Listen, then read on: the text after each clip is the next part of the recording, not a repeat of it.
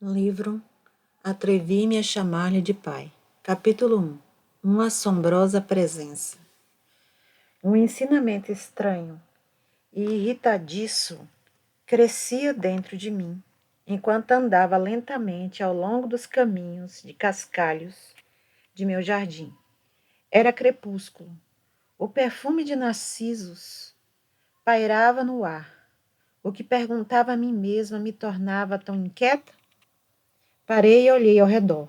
Na casa, a alguma distância, do outro lado do largo gramado, os criados começavam a acender as luzes. Fora, tudo parecia tranquilo e calmo. Estendi a mão para colher algumas flores brancas e de aroma acre para meu quarto. Ao abaixar-me para cortar os caules esbeltos e verdes, algo passou roçando minha cabeça.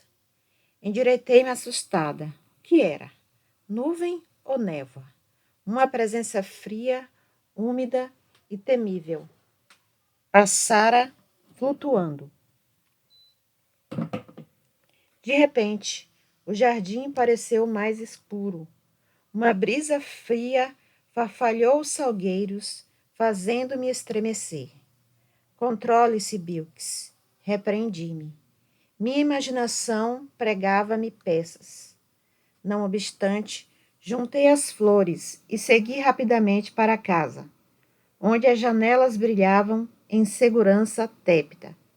As grossas paredes de pedras brancas e as portas de carvalho ofereciam proteção. Ao apressar-me pelas estradas escascalhadas, encontrei-me olhando para trás. Sempre havia rido das conversas a respeito do sobrenatural. É claro que não havia nada lá fora. Ou havia? Como se em resposta, senti uma pancadinha firme, bem real e esquisita na mão direita. Soltei um grito e entrei correndo em casa, batendo a porta atrás de mim. Minhas criadas apressaram-se em minha direção, receosas de fazer qualquer comentário. Devo ter ficado parecida com um fantasma. Só na hora de ir para a cama foi que finalmente encontrei a coragem para falar às minhas duas criadas sobre a presença fria. Vocês acreditam em coisas espirituais? Perguntei, concluindo minha história.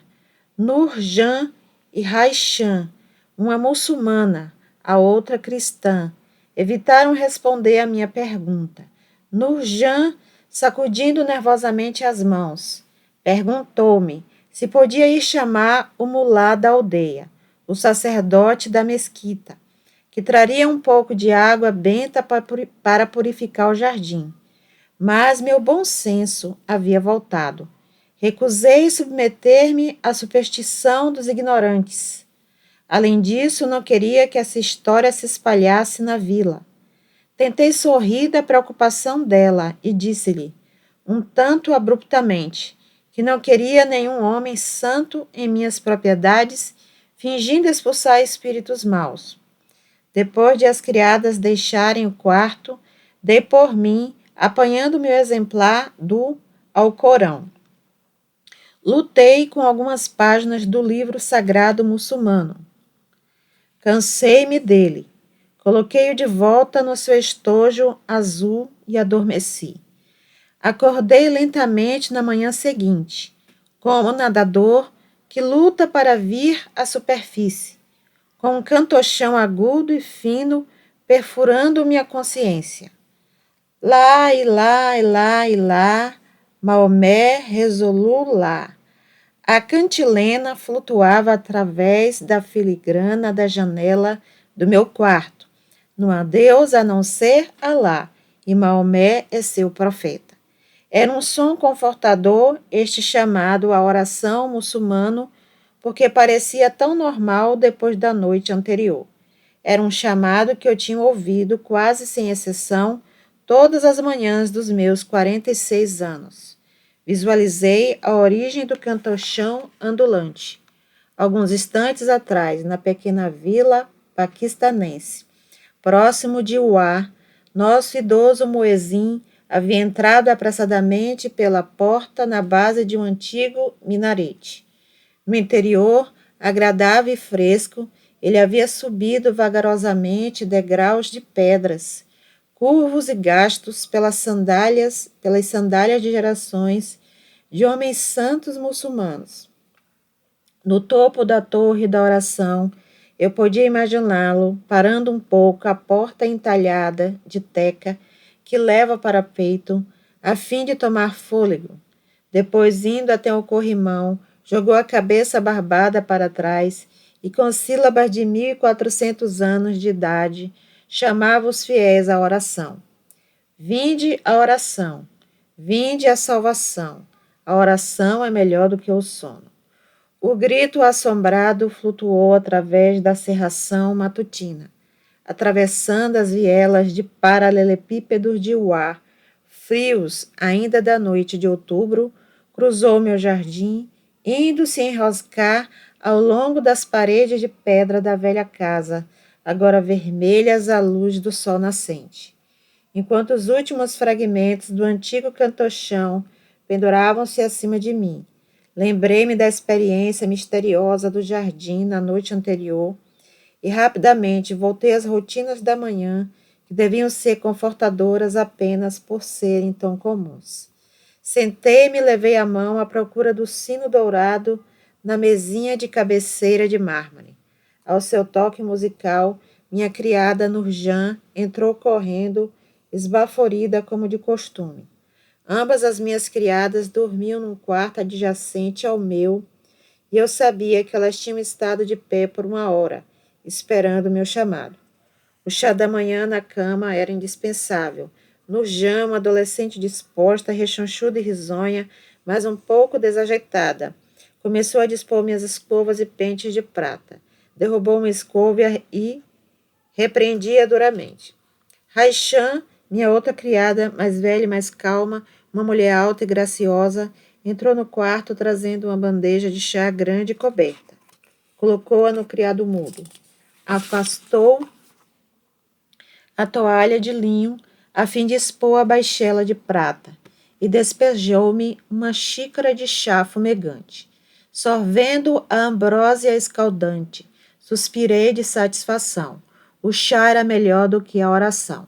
Minha mãe teria ficado chocada com meu pensamento. Quantas vezes eu a tinha observado colocar seu tapete de oração no chão ladrilhado do quarto, e com o rosto voltado para a Meca, cidade santa, ajoelhar-se e pressionar a testa contra o tapete em oração. Pensando em minha mãe, olhei para o estojo de toucador sobre a penteadeira. Fabricado séculos atrás de sândalo e coberto de prata erlina gravada. Havia pertencido à mamãe e à sua mãe antes dela. Agora era minha herança, meu tesouro. Depois de terminado as xícaras de chá, curvei-me para a frente, um sinal para Raichan começar a escovar meu cabelo, já grisalho, que me ia bater a cintura, enquanto Nurjan cuidadosamente fazia minhas unhas. Enquanto trabalhavam, as duas comentavam em familiaridade fácil as notícias da vila. Nurjan falando sem parar e Raichan fazendo alguns comentários bem pensados e medidos. Conversavam a respeito de um rapaz que se mudara para a cidade e de uma moça que logo haveria de se casar. Então, discutiram o assassinato ocorrido numa cidade próxima onde morava a tia de Raichan. Eu podia perceber Raichan estremecer enquanto comentava a notícia. A vítima havia sido uma cristã, uma jovem que estava parada numa casa de missionários cristãos. Alguém encontrara seu corpo em uma das vielas estreitas de sua vila. Diziam que a polícia iria investigar. Alguma notícia acerca da garota? Perguntei casualmente. Não, Begum Saheb, disse Raichan calmamente, enquanto com cuidado começava a fazer uma trança no meu cabelo. Eu podia entender porque Raichan, sendo cristã, não queria falar do assassinato. Ela sabia tão bem quanto eu quem havia matado a mocinha. Afinal de contas, a garota havia abandonado a fé muçulmana para se batizar, tornando-se cristã. Então o irmão, furioso com a vergonha que esse pecado causara à família, havia obedecido à antiga lei dos fiéis de que aqueles que se desviam da fé devem morrer. Embora os editos muçulmanos sejam duros e implacáveis, suas interpretações são, às vezes, temperadas com misericórdia e compaixão, mas sempre há os zelosos que executam a lei do Alcorão, levando-a ao extremo. Todo mundo sabia quem havia matado a garota, mas nada seria feito. Tinha sido sempre assim. Um ano atrás, o criado cristão de um dos missionários acabou num fosso, garganta cortada, e nada havia sido feito tão pouco. Tirei da mente a história triste e preparei-me para levantar. Minhas criadas foram apressadamente ao armário e voltaram com vários saris de seda para eu escolher.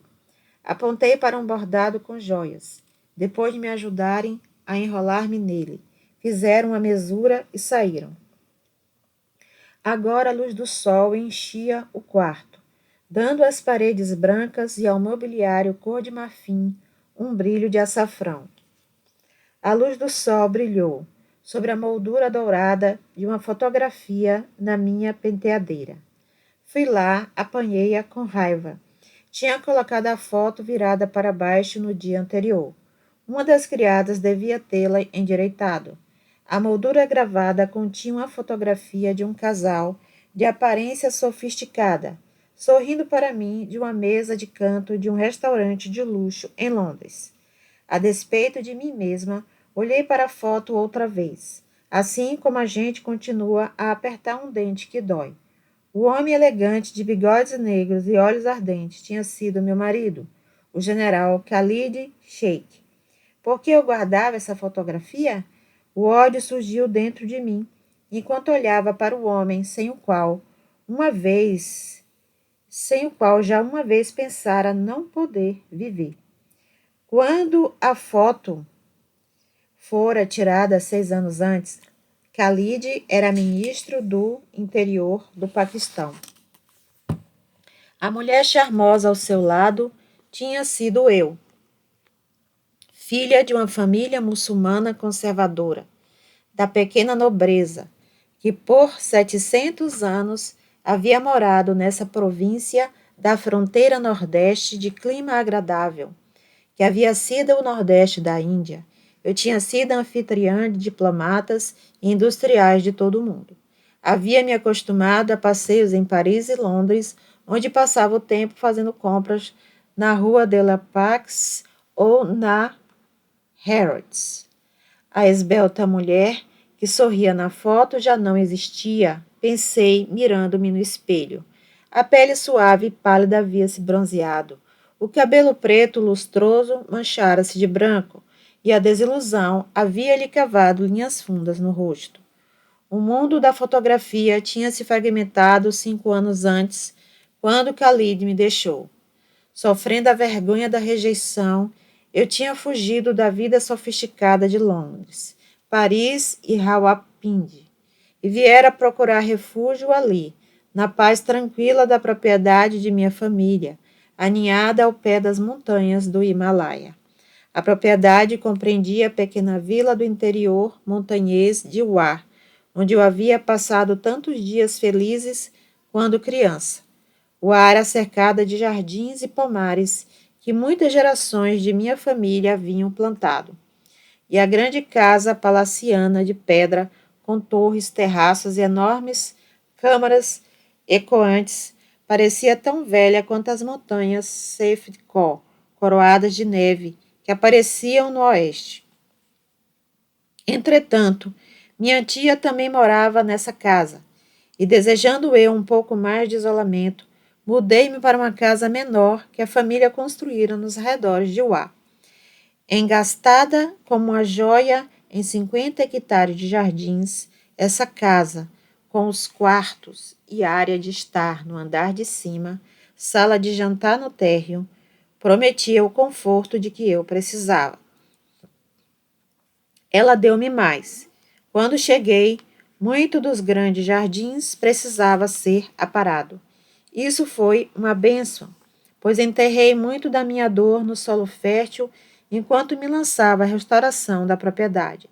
Transformei parte dos 50 hectares em jardins com muros e flores e deixei um pouco da área ao natural. Lentamente, os jardins,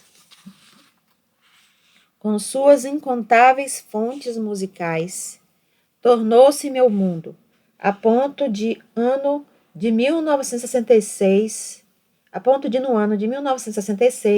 eu ganhar a reputação de eremita, que se isolava fora de uma cidade, aninhada entre suas flores. Tirei os olhos da foto com moldura de ouro e coloquei a virada de volta à penteadeira. Voltei-me para a janela do quarto, olhando para a vila. Uá, o próprio nome da vila era uma exclamação de alegria.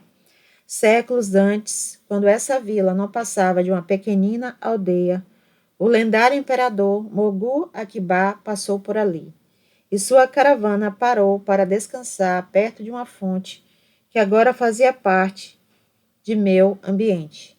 Ele agradecidamente sentou-se sob um salgueiro e exclamou com alegria: Uá! Dando assim nome a essa área para sempre. Contudo, a lembrança dessa cena não me trouxe alívio do sentimento de inquietude que me acompanhava desde o momento da experiência estranha da noite anterior. Entretanto, tentei desfazer-me dele. Em pé à janela, disse a mim mesma que já era manhã do dia seguinte, uma hora de segurança, com rotinas familiares e a cálida luz do sol. O episódio da noite anterior parecia tão real e, ao mesmo tempo, tão remoto quanto um sonho mau. Abri as cortinas brancas e aspirei profundamente o ar fresco da manhã, ouvindo o som sibilante da vassoura do lixeiro, varrendo o pátio.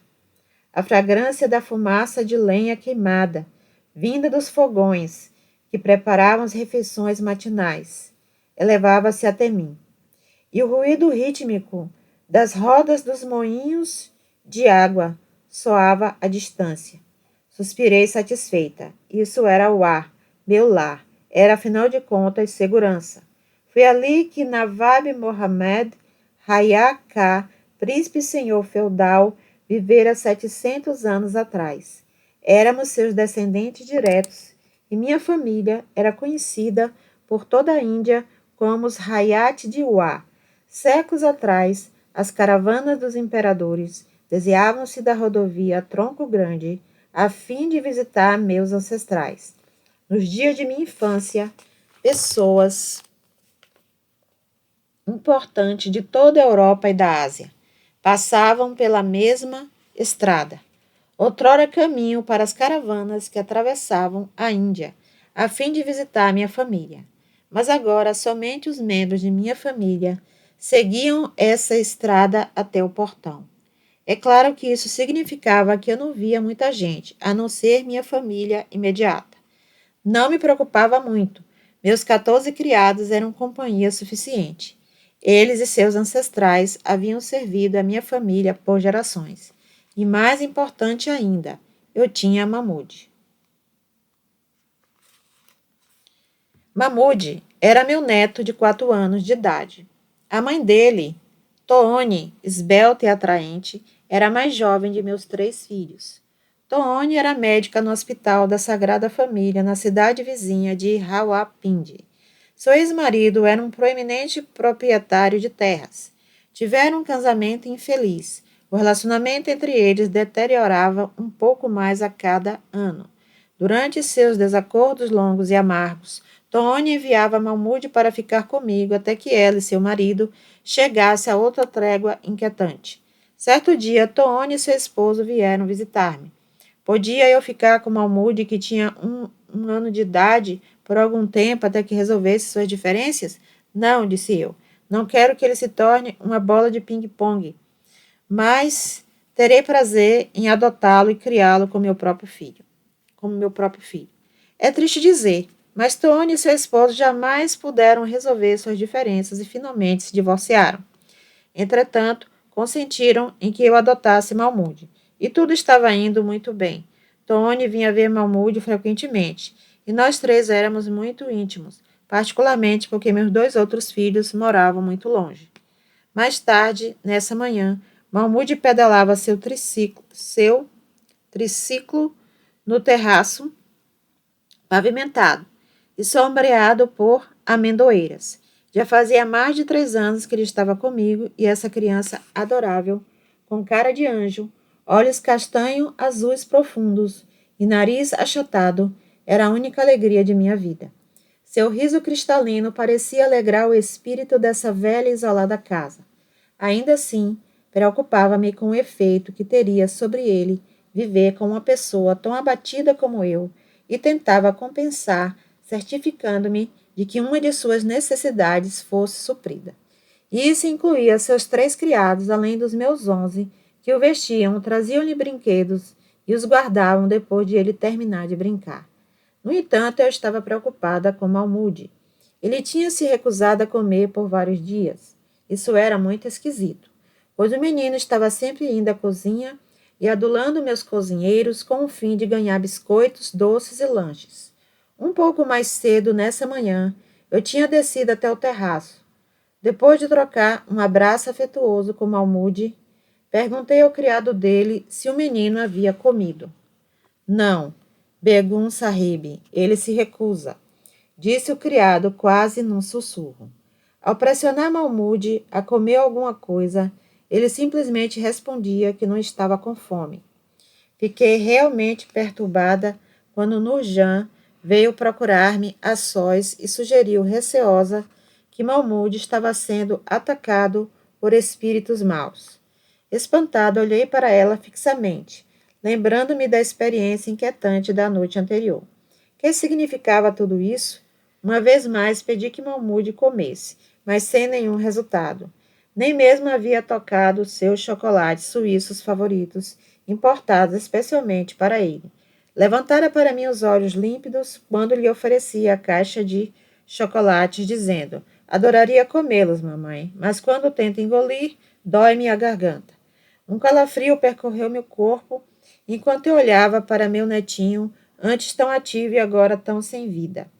Mandei imediatamente chamar Manzur, meu chofer, também cristão, e ordenei-lhe que aprontasse o carro.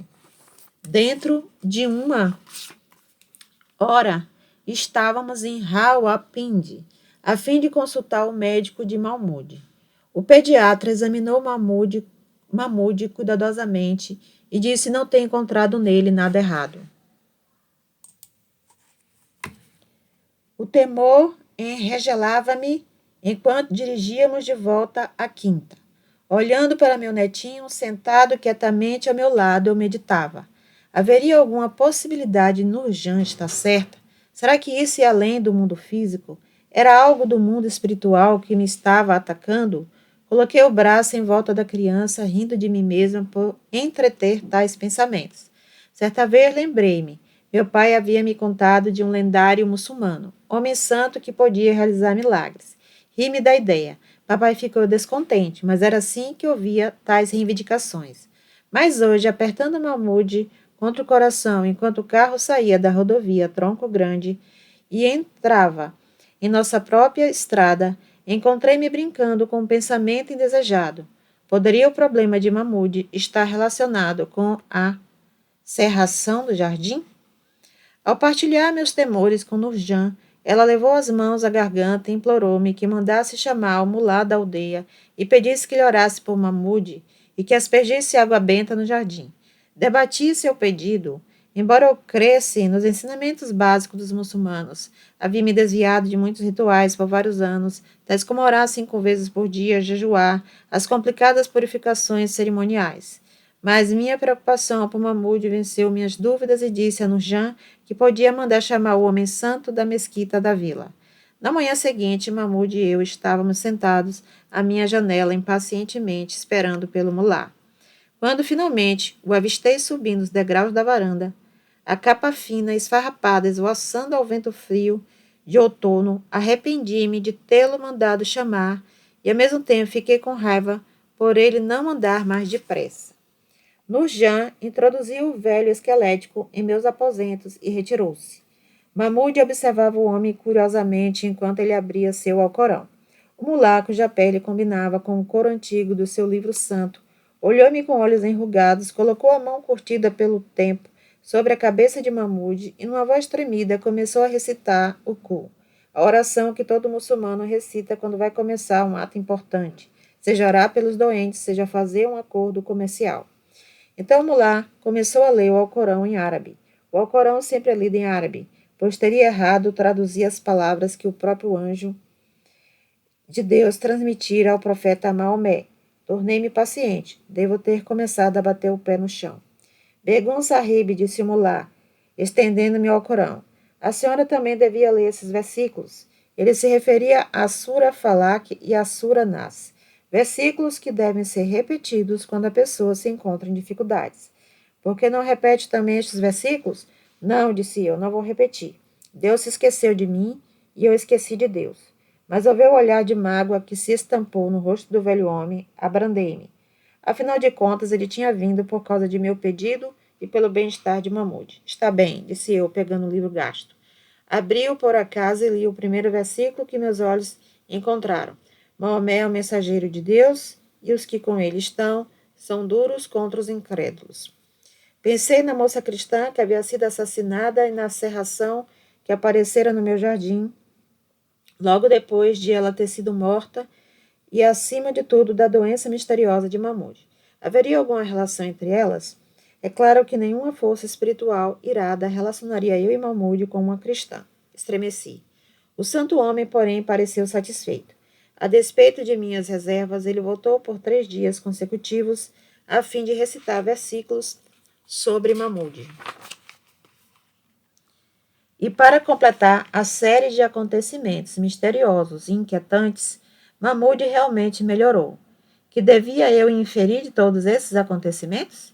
A resposta a essa indagação não se faria esperar. Sem eu saber acontecimentos que haviam de esmagar o mundo que eu tinha conhecido durante toda a minha vida, tinham sido colocados em ação.